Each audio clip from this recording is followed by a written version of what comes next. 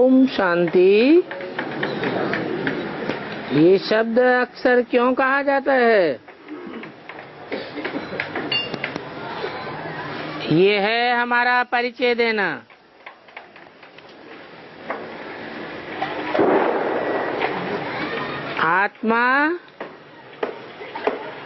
आत्मा का परिचय देती है,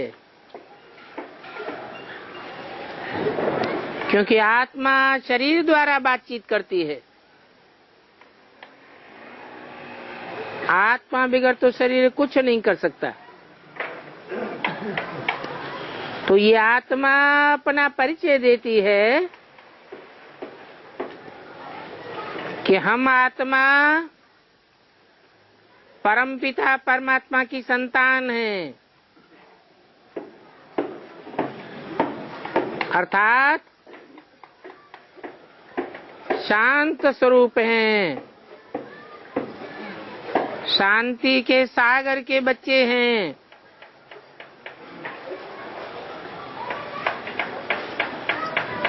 वो गुरु लोग तो कह देते हैं आत्मा सो परमात्मा।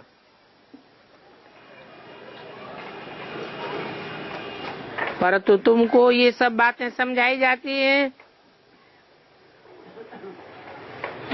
क्योंकि बाप तो बच्चों को बच्चे ही बच्चे कहेंगे। रूहानी बाप कहते हैं तुम हो मेरे रूहानी बच्चे, तुम आर्गन सुधारा समझते हो। बाप समझाते हैं पहले पहले है ज्ञान, फिर होती है भक्ति। ऐसे नहीं कहेंगे कि पहले भक्ति पीछे ज्ञान। पहले ज्ञान दिन है, पीछे है भक्ति रात। माना पहले ज्ञान और बाद में अज्ञान।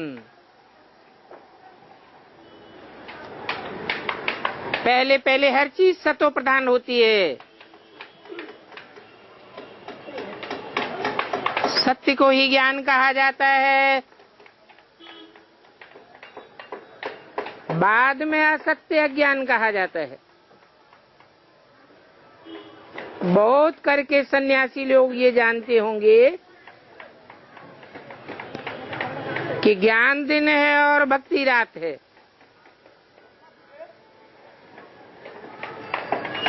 फिर पीछे कब दिन आवे, जब भक्ति का वैराग हो। तो तुम्हारी बुद्धि में ये रहना चाहिए कि ये ज्ञान और विज्ञान है, तो पहले फिर भी ज्ञान कहना पड़े।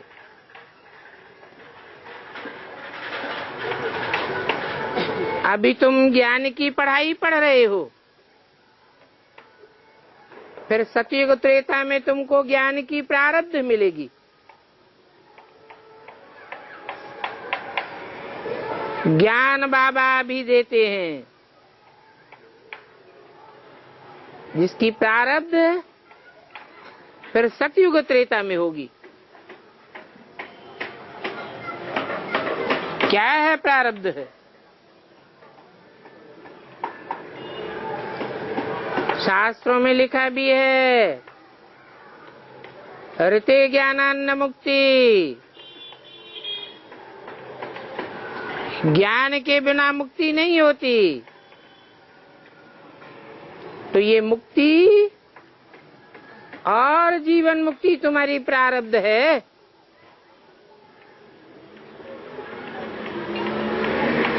ये समझने की बात है। अभी बाप तुमको ज्ञान दे रहे हैं, पर तुम जानते हो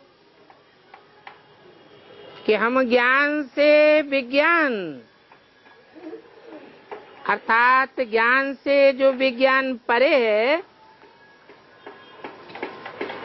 तो सब परे के धाम शांति धाम में जावेंगे। वहां तो न ज्ञान है न भक्ति है, तो उसको कहा जाता है विज्ञान।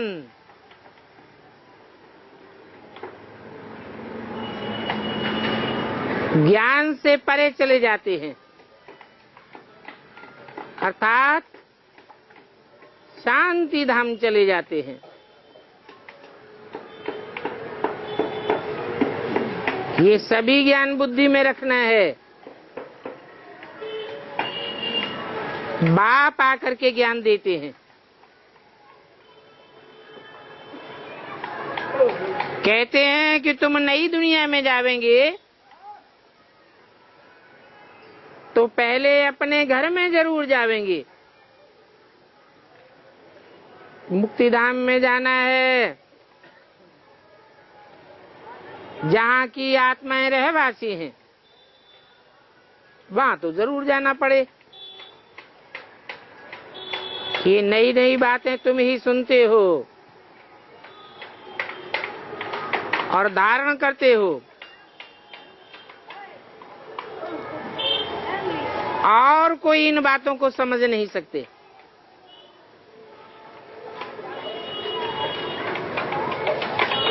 तुम समझते हो हम आत्मा स्पिरिचुअल फादर के स्पिरिचुअल बच्चे हैं,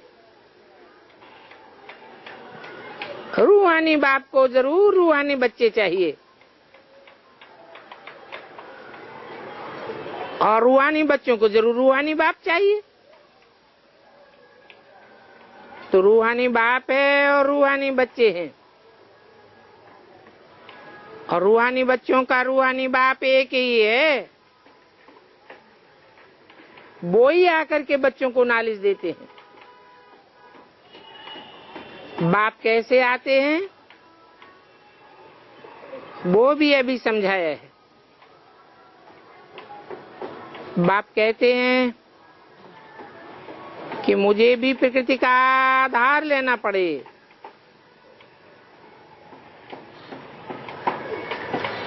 अभी तुमको बाप से सुनना है।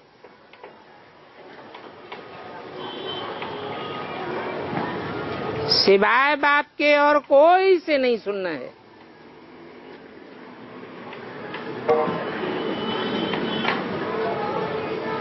और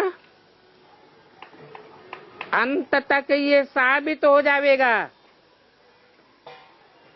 कि सारी दुनिया एक बाप से ही सुनेगी।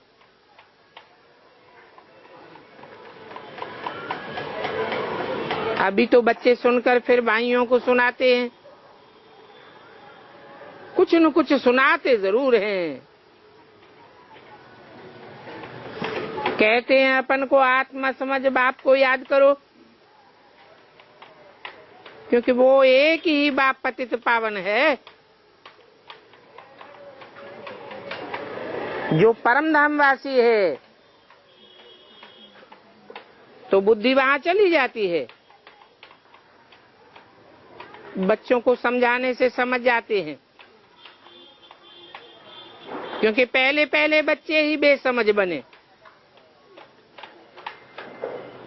भक्ति मार्ग में बेसमझी के कारण रावण के चंबे में आने से क्या क्या करते रहते हैं, फिर कैसे कैसे छीछ ही बन जाते हैं। शराब पीने से छीछ ही बन जाते हैं ना, क्योंकि शराब गंदगी को और ही बढ़ाती है। शराब 5 विकारों को खींचती है। अभी तुम बच्चों की बुद्धि में है बेहद के बाप से हमको बेहद का वर्षा लेना है, और ये बेहद का वर्षा कल्प कल्प लेते आए हैं। इसलिए दैवी गुण भी धारण जरूर करने पड़े। कृष्ण के दैवी गुणों की कितनी महिमा गाते हैं। वो बैकुंठ का मालिक कितना मीठा,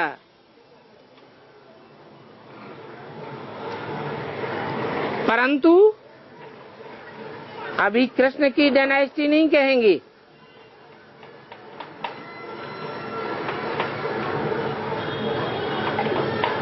अभी तुम बच्चों को मालूम है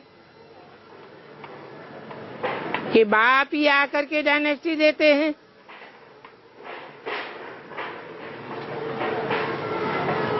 ये चित्र आदि भल न भी हो तो भी ये ज्ञान तुम गहराई से समझा सकते हो।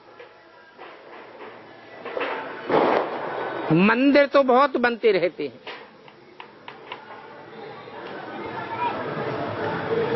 जिनमें ज्ञान है वो औरों का भी कल्याण करने के लिए, आप समान बनाने के लिए भागते रहेंगे। अपन को देखना है कि हमने कितनों को ज्ञान सुनाया है, क्योंकि कोई कोई तो झट ज्ञान का तीर लग जाता है। भीष्म पितामह आदि ने भी कहा,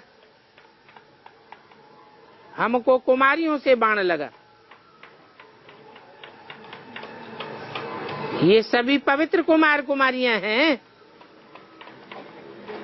अर्थात मेरे बच्चे हैं। तुम सभी बच्चे हो, इसलिए कहते हो हम ब्रह्मा के बच्चे, ब्रह्मा कुमार कुमारियां भाई बहन हैं। तो ये पवित्र नाता हो जाता है। सो भी कोई गर्भ से पैदा हुए बच्चे नहीं हैं, एडॉप्टेड चिल्ड्रन हैं। बेहद के बाप ने आकर के अडॉप्ट किया है और प्रजापिता ब्रह्मा द्वारा अडॉप्ट किया है। वास्तव में तो अडॉप्ट अक्षर भी नहीं कहेंगे, क्योंकि रियल में तुम बाप के बच्चे आत्मा तो हो ही। तुम अविनाशी बच्चे हो। सभी मुझे बुलाते हैं, ओ शिव बाबा, परंतु जो बुलाते हैं उनमें भी कुछ समझ नहीं है। सभी आत्माएं शरीर धारण करके पाठ बजाती हैं, तो जरूर शिव बाबा भी शरीर धारण करके पाठ बजावेंगे। शिव बाबा पाठ न बजावे तो फिर शिव बाबा भी कोई काम का नहीं। उनकी वैल्यू ही नहीं होती। उनकी वैल्यू ही तब होती है जबकि सारी दुनिया की सदगति करते हैं।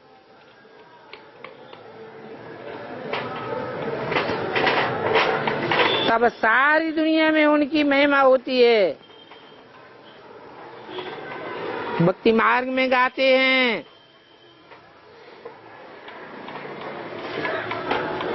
गाते ही रहते हैं। अभी तुम जानते हो कि सदगति हो जाती है, फिर तो पीछे बाप को याद करने की दरकार ही नहीं रहेगी। वो अंग्रेज लोग सिर्फ गॉड फादर कहते हैं, तो फिर टीचर और गुरु गुम हो जाता है।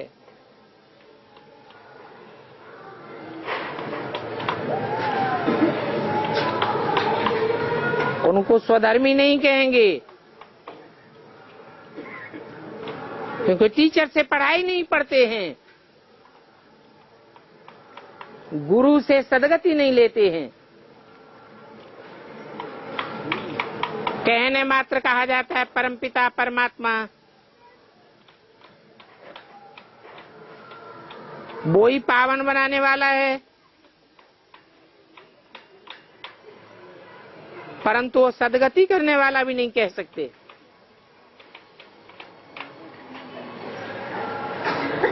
बल कहा जाता है, गायन में आता है सर्व का सदगति दाता एक।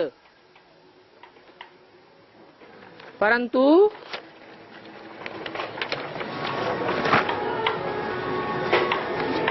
सदगति दाता एक बिगर अर्थ कह देती है। अभी तुम तो जो कुछ भी कहते हो अर्थ सहित कहते हो। 15-12-68 की वाणी का दूसरा पेज। समझते हो कि भक्ति अलग चीज है। भक्ति है रात और ज्ञान है दिन। अभी दिन का टाइम होता है तो अभी रात का टाइम भी होता है। अभी दोनों का संगम होता है। ये बेहद की बात है, क्योंकि तुम बच्चों को बेहद की नॉलेज मिलती है। आधा कल्प है दिन और आधा कल्प है रात, और ब्रह्मा का दिन और ब्रह्मा की ही रात गाई हुई है। सतयुग त्रेता में, द्वापर कलयुग में तो कोई ब्रह्मा होता नहीं है, तो कहाँ की बात है। जरूर कहेंगे संगम में रात, संगम में दिन, दोनों का संगम। बाप कहते भी हैं कि मैं अज्ञान रूपी रात को, भक्ति को दिन बनाने के लिए आता हूं।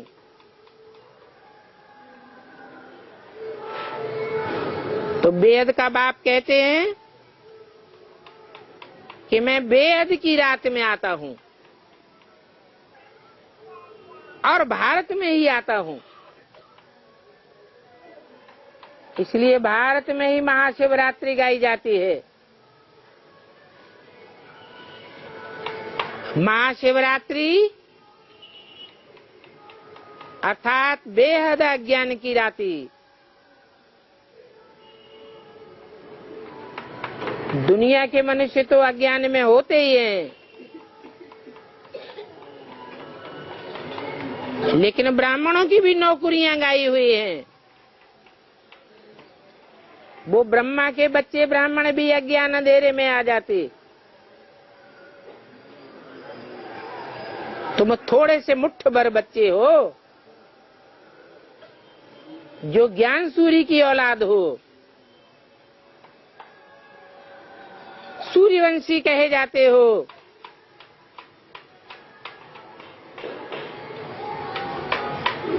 तो कहेंगे नंबरवार, क्योंकि एक जैसी पढ़ाई तो तुम भी नहीं पढ़ते हो।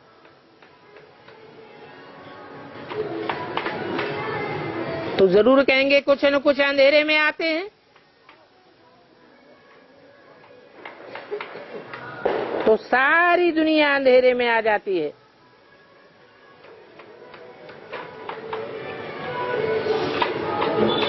दुनिया वाले भी अंधेरे में, ब्रह्मा के बच्चे ब्राह्मण भी अंधेरे में।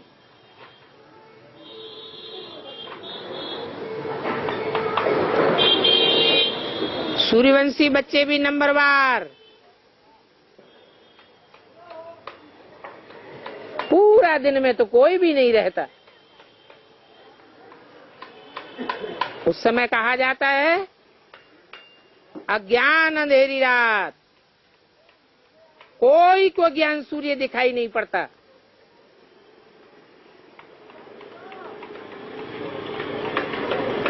माया ऐसा पसारा फैलाती है।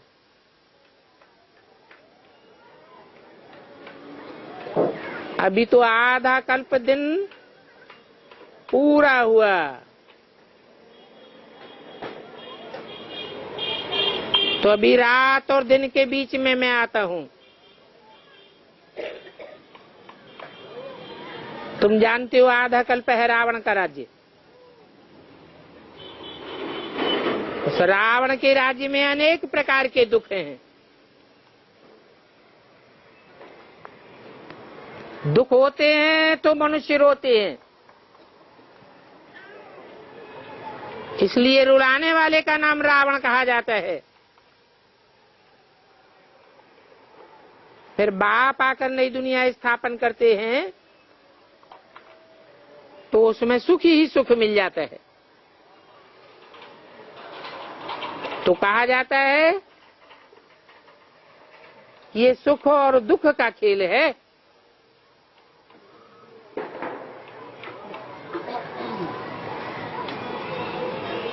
सुख करता माना राम, दुख दाता माना रावण। रावण पर तुम जीत पाते हो तो राम राज्य होता है। फिर आधा कल्प के बाद रावण राज्य। माया रावण राम पर जीत पाता है।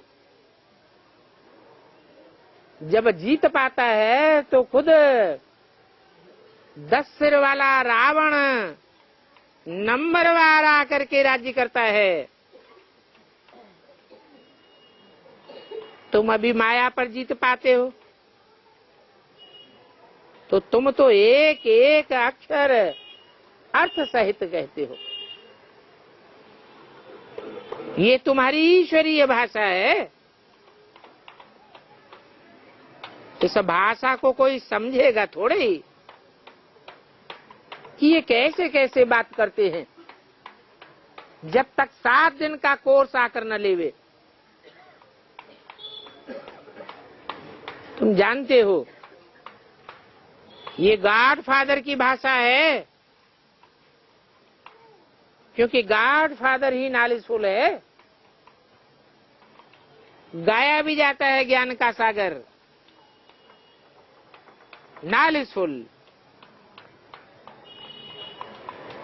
ज्ञान का सागर है, नॉलेजफुल है, तो जरूर कोई को आकर के ज्ञान देंगे ना। अभी तुम समझते हो कि कैसे बाबा नॉलेज देते हैं। अपनी भी पहचान देते हैं और षष्ठ चक्र का भी नॉलेज देते हैं। जो नॉलेज लेने से हम चक्रवर्ती राजा बन जाते हैं।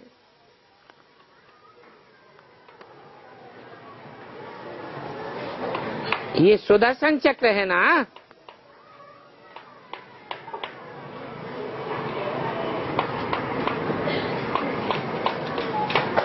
बाबा ने चित्र की तरफ इशारा किया होगा। चारों युगों में आत्मा कैसे चक्कर लगाती है, ये बात याद करने से हमारे सारे पाप कट जाते हैं। ये तुम्हारा याद का अहिंसक चक्र है। उन्होंने तो सुदर्शन चक्र दिखाई दिया है, हिंसा करने वाला। सांप के सिर काटते जाते हैं। वो अज्ञानी मनुष्य होते हैं जो एक दूसरे के सिर काटते हैं। अब उन्होंने तो भगवान को सिर काटने का चक्कर दे दिया है। अब भगवान भला ऐसा काम करेंगे क्या? तुम तो इस बेहद के सुदर्शन चक्र को जानने से विश्व की बादशाही पा जाते हो। वो तो एक दूसरे का गला काटते हैं। वो है हिंसा का चक्र, जिससे गला कटता है। काम महाशत्रु है, जिसे आदि मध्य अंत दुख मिलता है। तो वो दुख का चक्र है। तुमको बाप बैठिए चक्र का नाली समझाते, तो तुम सुदर्शन चक्रधारी बन जाते हो। शास्त्रों में तो देखो कितने प्रकार की कथाएं बैठ रची हैं और ढेर की ढेर कथाएं रची हैं।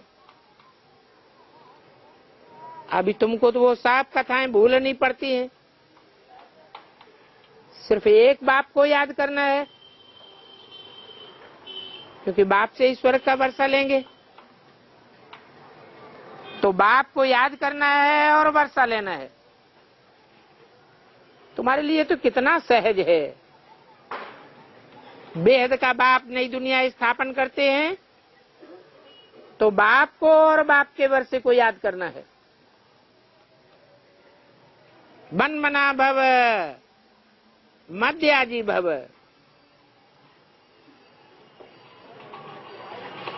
मेरे में बुद्धि लग गई तो जो भी कर्म करेंगे, जो भी वाचा बोलेंगे, वो मेरे अर्थ ही तो करेंगे ना। ये हुआ मध्याजी भव। कम कार्डे दिल यार्डे। बाप और वर्षे को याद करते रहो। ये याद करते करते क्यों नहीं बच्चों को खुशी का पारा चढ़ता जाएगा। ये खुशी का पारा सदैव ही चढ़ा रहना चाहिए, क्योंकि तुम वेद के बाप के बच्चे हो।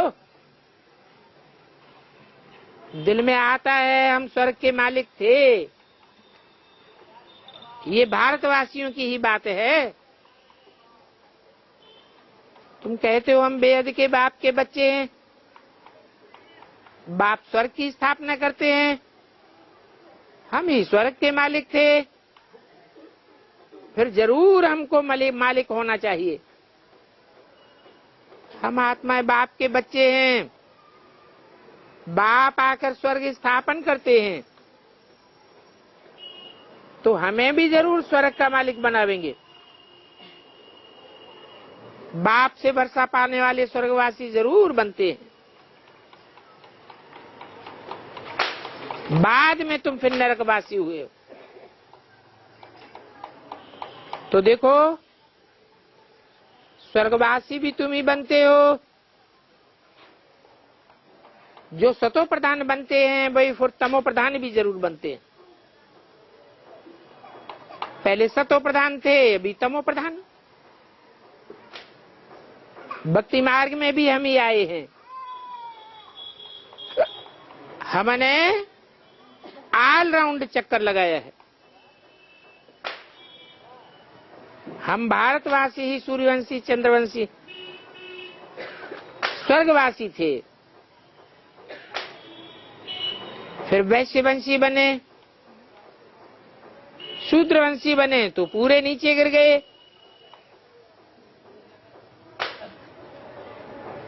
हम भारतवासी ही पहले देवी देवताएं थे, फिर हम ही गिरे हैं। तुमको सारा भी मालूम पड़ता है कि जब हम वाम मार्ग में जाते हैं तो कितने छी बन जाते हैं। मंदिरों में भी इस बात की यादगार ऐसे छी चित्र बने हुए हैं। आगे घड़ियां भी ऐसे गंदे चित्रों वाली बनाते थे। अभी तुम तो समझते हो इस सृष्टि चक्र में हम कितने गुलगुल थे, फिर कितने पुनर्जन्म लेते लेते कितने छी बन गए। ये लक्ष्मी नारायण सतयुग के मालिक थे तो ये दैवी गुणों वाले मनुष्य थे ना। अभी आसुरी गुणों वाले बनते हैं और तो कोई फर्क नहीं है। ऐसे तो नहीं ये पूंछ वाले और सूंड वाले बन जाते हैं। पूंछ वाला व सूंड वाला ऐसा कोई मनुष्य नहीं होता है। ये तो सिर्फ देवताओं की निशानियां हैं कि देवताएं भी नंबरवार सेमी बनते हैं, बाकी तो स्वर्ग लोग प्रायः लोप हो गया। ये चित्र ही निशानी रह गए। तुम जानते हो कि चंद्रवंशियों की भी निशानी है। अभी तो माया पर जीत पाने का युद्ध करते हो, जो युद्ध करते करते फेल हो जाते हैं तो उनको ये निशानी दे दी है। भारतवासी वास्तव में देवी देवता घराने के थे।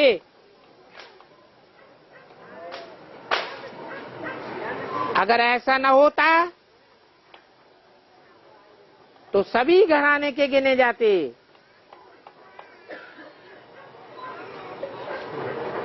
इस्लामी, क्रिश्चियन,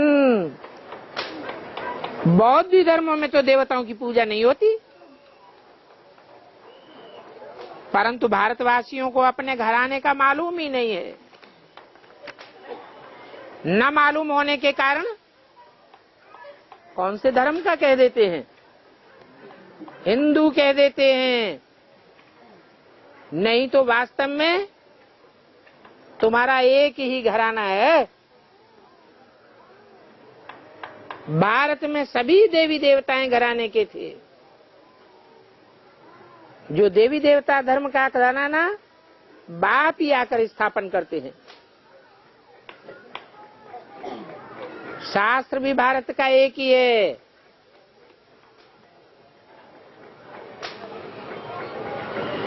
वास्तव में तुम सभी देवताएं थे। अभी फिर से डीटी डायनेस्टी की स्थापना होती है। फिर बाद में उस डीसी डायनेस्टी में अनेक प्रकार की ब्रांचेस बन जाती हैं, अर्थात द्वापर युग से देवताएं ही द्वैतवाद में जाने के कारण अनेक ब्रांचेस में चले गए। अभी बाप आकर के इकट्ठा करते हैं। भारत की बाउंड्री तो एक ही है और कोई भी धर्म की बाउंड्री नहीं है, और ये है असल देवी देवता धर्म की बाउंड्री। फिर बाद में उनसे और धर्म निकले हैं।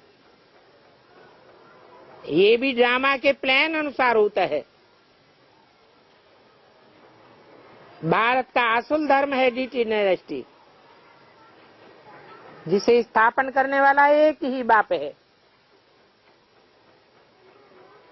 फिर नए नए पत्ते भी निकलते रहते हैं। ये सारा ईश्वरीय झाड़। बाप कहते हैं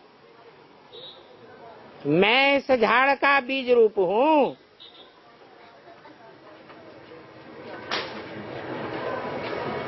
ये फाउंडेशन है। फिर उनसे 3 ट्यूब्स निकलते हैं।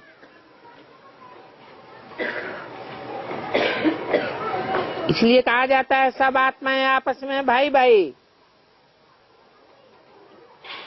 3 ट्यूब्स जो निकलते हैं, इस्लामी, बौद्धी, क्रिश्चियन,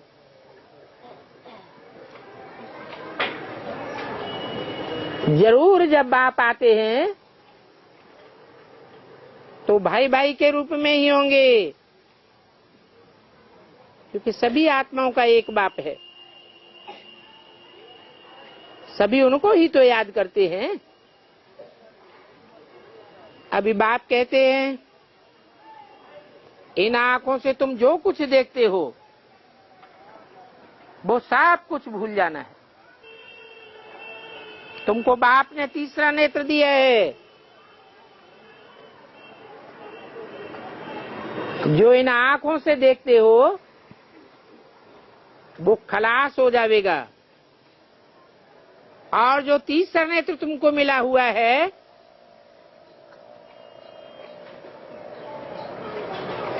जिससे तुम नई दुनिया को देखते हो,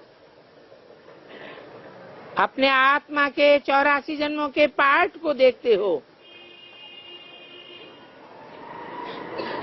उन बातों को ही याद करना है, बाकी सब भूल जाना है। ये है इस पुरानी दुनिया से तुम्हारा वैराग। उन सन्यासियों का तो होता है हद का वैराग,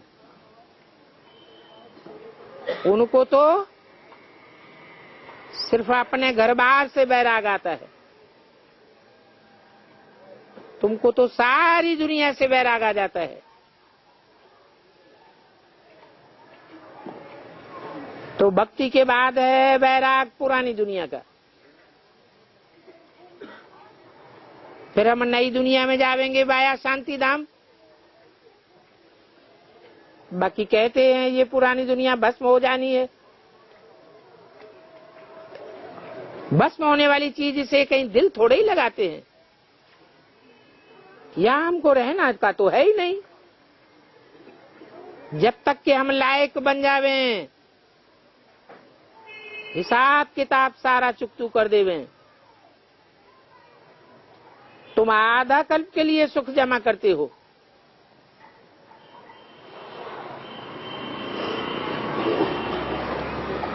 बाकी तो जिस घर में तुम्हें जाना है उसका नाम ही है शांति धाम।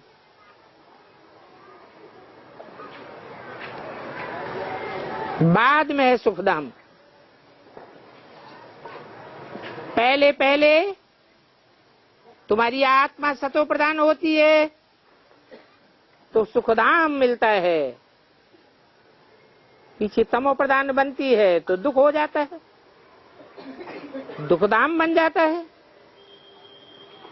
बाप ने समझाया है, जो भी नई आत्माएं ऊपर से आती हैं, जैसे क्राइस्ट आया तो पहले पहले सतो प्रधान आत्मा आती है, सत्य धाम से आती है, उनको दुख नहीं देखना है। तो ये खेल ही है, पहले सुख बाद में दुख का। नए नए जो आते हैं वो सतो प्रधान आत्माएं आती हैं।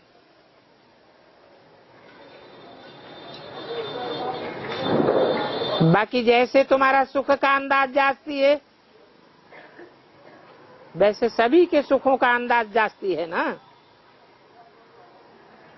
परंतु उनमें भी नंबरवार हैं। ये सब बातें बुद्धि से काम लेने की हैं।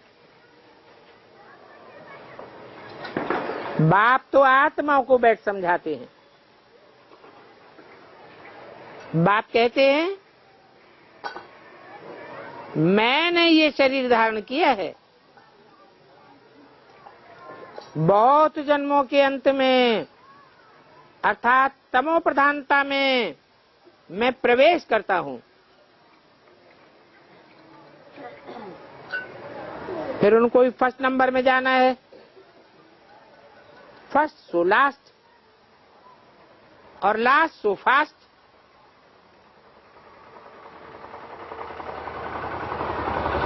जो फास्ट जाते हैं जरूर उन्होंने बहुतों को शिक्षा दी होगी। फिर तुम बच्चों में जो नंबरवार हैं, जो भी बहुतों को शिक्षा देते हैं, पढ़ाते हैं, फिर पढ़ने वाले भी ऐसे कोशिश करते हैं जो तुमसे भी ऊंचे चले जाएंगे। बहुत सेंटर्स पर ऐसे होते हैं जो पढ़ाने वाले टीचर से भी ऊंचे चले जाते हैं। गैल अप करके अच्छे अच्छे बड़े बड़े सेंटर्स पर पहुंच जाते हैं। एक एक को देखा जाता है, सभी की चलन से तो मालूम ही पड़ जाता है ना। कोई कोई तो माया ऐसा नाक से पकड़ती है जो एकदम खलास कर देती है, एकदम विकार में गिरने लग पड़ते हैं। आगे चल करके तुम बहुतों के बारे में सुनते रहेंगे। कोई तो ऐसी होती है जो अपने पति के साथ ही ऐसे घुल मिल जाती हैं, जो अज्ञान काल से भी जाती, फिर बंडर खावेंगे। ये तो हमको ज्ञान देती थी, ये कैसे चली गई? हमको कहती थी पवित्र बनो, और फिर जाकर के खुद छी बनती रहती है। समझेंगे तो जरूर ना। बहुत ऐसे निकलेंगे जो छी बनते रहेंगे।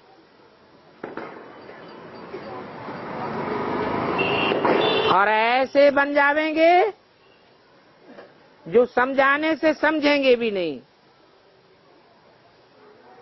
न बाप याद आवेगा, न उनको ज्ञान की बातें याद आवेंगी। बाबा ने कहा है,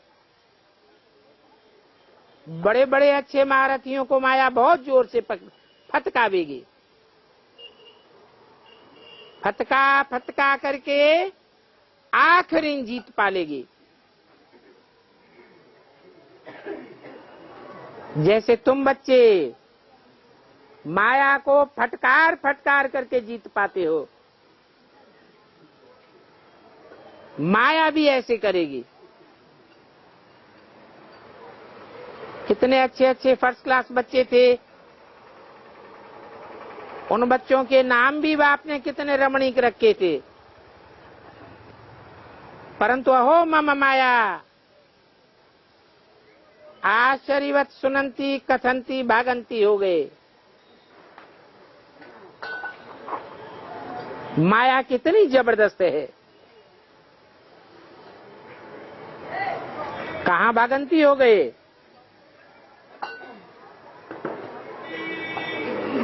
है पुरानी दुनिया में। जीते जी भागंती हो गए या शरीर छोड़ करके भागंती हो गए? हैं? शरीर छोड़ के भागंती नहीं हुए हैं? अरे हुए कि नहीं हुए? हुए, गिर गए। माया कितनी जबरदस्त है। इसलिए बच्चों को बहुत ही खबरदार रहना चाहिए। कोई के संग में नहीं आना चाहिए। एक शिव बाबा, दूसरा न कोई। ये युद्ध का मैदान है। माया के साथ तुम्हारी कितनी बड़ी युद्ध है। अच्छा, मीठे मीठे रूहानी बच्चों को रूहानी बाप दादा का याद प्यार गुड मॉर्निंग। ओम शांति।